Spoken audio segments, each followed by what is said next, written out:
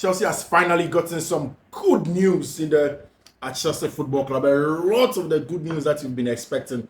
Finally, Chelsea have gotten the good news that they've wanted. And that's exactly what the club has been looking for the good news to be coming in. And it looks as if there are a lot of them, not just one, not just two. I think about 5 separate good stuff that's happening to Chelsea Football Club as it stands now. We'll delve much into it in this episode of Fiifi-Manfred on YouTube. My name is Fiifi-Manfred. This is Fiifi-Manfred on YouTube.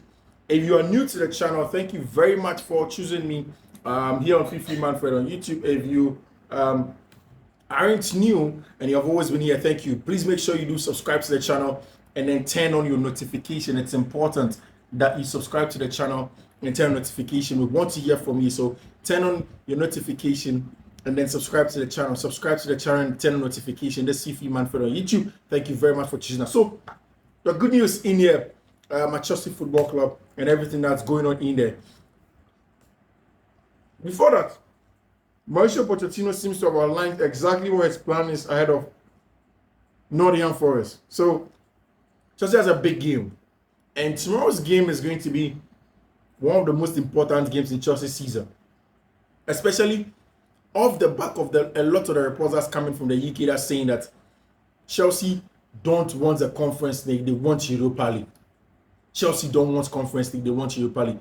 And I'll tell you why Chelsea don't want Conference League, but they want the Europa League, and why it's important for anything that Mauricio Pochettino will do. In fact, right after the Bournemouth game, 2 days after the Bournemouth game, Todd Boehly, Badad Egbali, Lawrence Ferenciani, the sporting directors, the co-sporting director, they will evaluate the work of Mauricio Pochettino to see if they will give him another season. So it's important that he beats Nottingham Forest, and there's a plan for Mauricio Pochettino to go and play against Nottingham Forest in there. But first of all, with the good news, first one, Reece James is back to full team training at Chelsea Football Club. And today, the Chelsea handle reported it on Twitter that Reece James is back to full team training in there.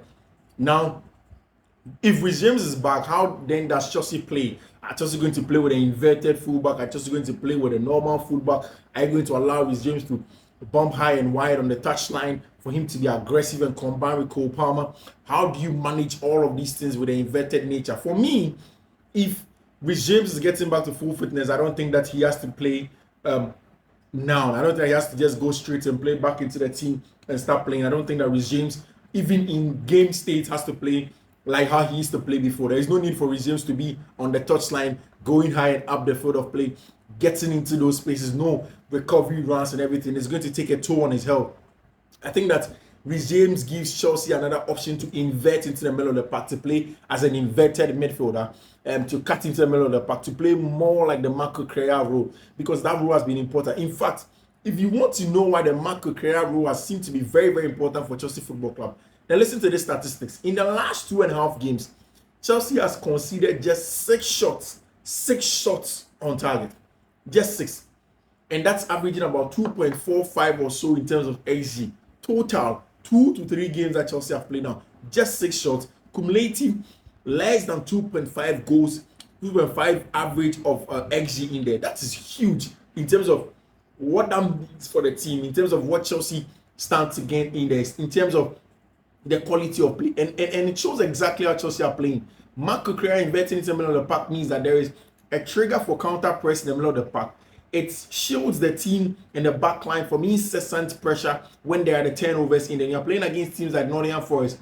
If you remember, when Chelsea played against Nottingham Forest earlier on in the season, it was a counter attack, it was a breakup play. It was that turnover that led up to that winner from Taiwo Awoniyi, and it was a difficult thing to deal with. So it's important how Marco Correa is playing for Chelsea now. It's important. That's why I'm saying that once Reece James get back to full team training and he can play for the team, there is no need for you to play him as a regular fullback for him to go very high and wide and be more attacking. Get him to the Trent Alexander-Arnold role.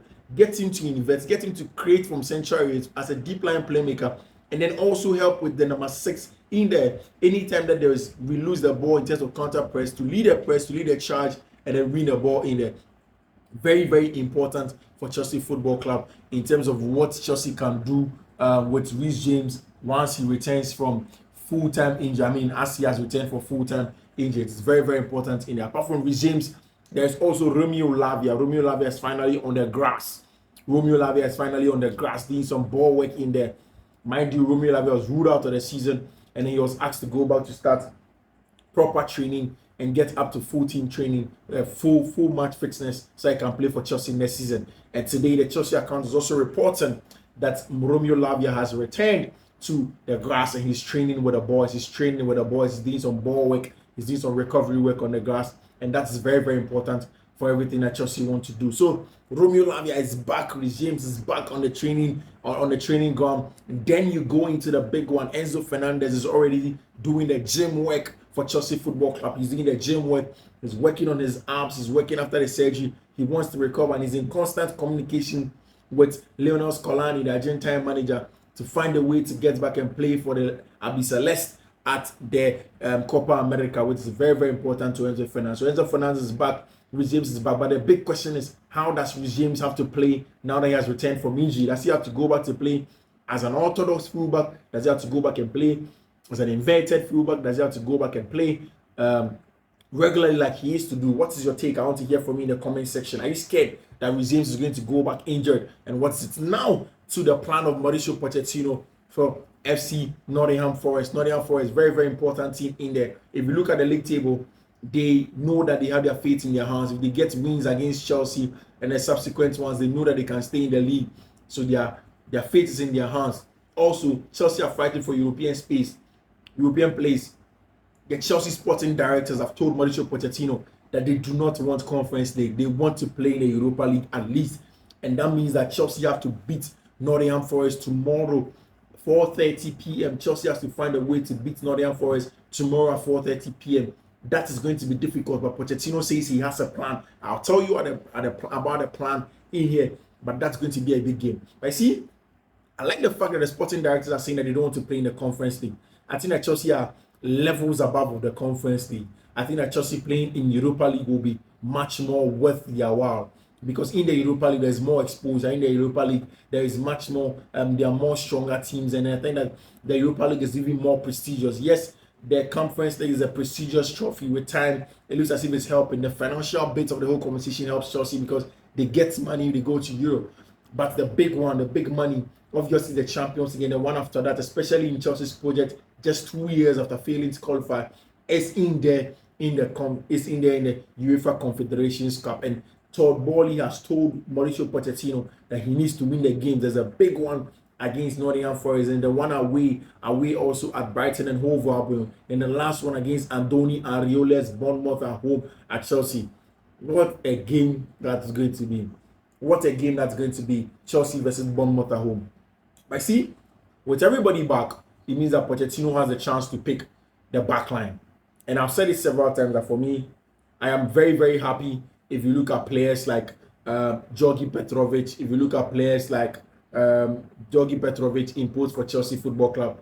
You look at somebody like Thiago Silva at the back. You look at someone, whoever will partner him in there is a very, very important player for them. And there is the need for them to find the best balance at the back for themselves. It's very, very important for them to find the best balance. And in finding balance, the big deal with playing against teams like Nottingham Forest is just two. One, breaking down that low block, that stubborn low block at the back. And that's it with Nottingham Forest. They have the physicality, they have the aggression, they know how to play out from the back. The City ground is a difficult ground for you to go on and play. But while you do all of those things, you want to find a way to break them down. And how do you do that? Mihailo Modric and then Noni Madueke seem to be giving Chelsea the good work to stretch the back line. And Cole Palmer, Nathaniel Chalobah was brilliant, stepping into the half spaces, playing some good stuff in there for Chelsea Football Club in the last game that they played. But how do you get the best? How do you break down Nottingham Forest? And this is exactly what has to be done. I think that Cole Palmer has to play more centrally again this time. The same lineup like Chelsea did in a game against Aston Villa. The same lineup like Chelsea did in the game against Tottenham Hotspur. The same lineup against West Ham United.